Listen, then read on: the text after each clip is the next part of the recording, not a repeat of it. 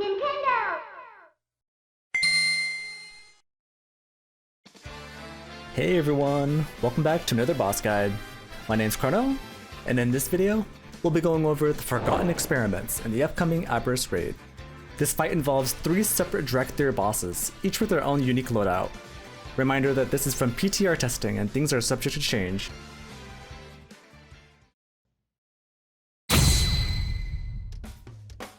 Normally I do separate segments to cover mechanics and then go over strategy.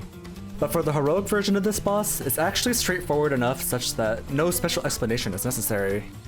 You deal with each boss one at a time, and the next target doesn't drop in until the current one dies. They each have a small set of mechanics, so as long as you understand how to deal with their most lethal abilities, you simply kill them one by one. You start the fight against Neldris. Rending Charge picks several players with a red arrow, and he charges to each one, doing a small knockback and leaving a bleed.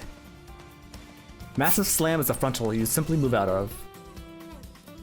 Bellowing Roar is an unavoidable raid-wide AoE that does fall-off damage. The tank mechanic that all 3 bosses apply is Infused Strikes. This does increasing ticking damage as you gain more stacks. To clear it, you must run into the other tank if they have at least 1 stack. Colliding with them removes the debuff from both players and applies a 20-second dot on the entire raid. The damage this does doesn't scale with how many stacks the tanks cleared off, but it does stack if the tanks clear again before the 20-second dot expires. The next target is Therian. His main mechanic is Unstable Essence. This is the magic debuff that picks 1 random player at a time and persists for the rest of the fight. It does ramping damage as it gains stacks on its current target. Once you dispel it, a circle is left behind that explodes for a large amount of damage a few seconds later. This also spawns an erratic remnant that needs to be killed immediately. Every time it finishes the cast, the raid takes a large amount of damage. Dispelling Unstable Essence also causes the debuff to jump to the nearest target, so there's no way to get rid of it entirely. You just have to be smart about when the damage is too much to heal through, and the DPS need to be prepared to swap targets. Taking too long to kill Therian will mean you'll be dealing with more of these debuffs at once. The last target is Rionthus. He spawns temporal anomalies that look like golden orbs that slowly move towards him. If any of these reach the boss, he gains a shield worth 10% of his max health.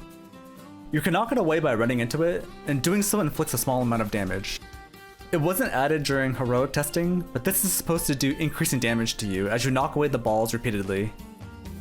His other major mechanic is Deep Breath, where he'll do the Evoker Bombing Run ability down one of 3 lanes across the room. He'll do it in one direction down one lane, and back across using another lane, so keep an eye out for where he jumps to.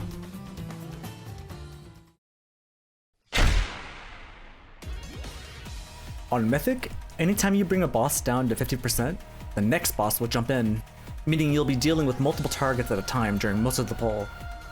The bleeds applied by Neldris' Rending Charge are now permanent. These can be cleared using Bop and Cauterizing Flame, and I wouldn't be surprised if the Dwarf Racial works too. On most pulls, these debuffs were the highest source of incoming damage onto the raid. They aren't particularly lethal on their own, but combined with Therian's magic debuffs and a constant dot from tanks clearing stacks, there's a buttload of healing to be done on Mythic. This fight will be a balancing act between considering what overlaps will occur based on when you bring in the next boss, as well as managing damage cooldowns to prevent additional bleeds and magic debuffs. The changes don't add anything complicated to the encounter, but there's definitely a staggering change in how much pressure that's being put onto your raid compared to heroic. Throughput healers are definitely gonna have a blast on a lot of these Mythic fights from the passive damage, and this one's no exception. I hope you've enjoyed these guides so far for the upcoming raid release. Friendly reminder that I'll be adding these onto a playlist for easy navigation. Link in the description below. If you think these guides will help others prepare for the bosses, it would mean a lot if you help share these videos. I wish everyone good luck, and see you in the next one.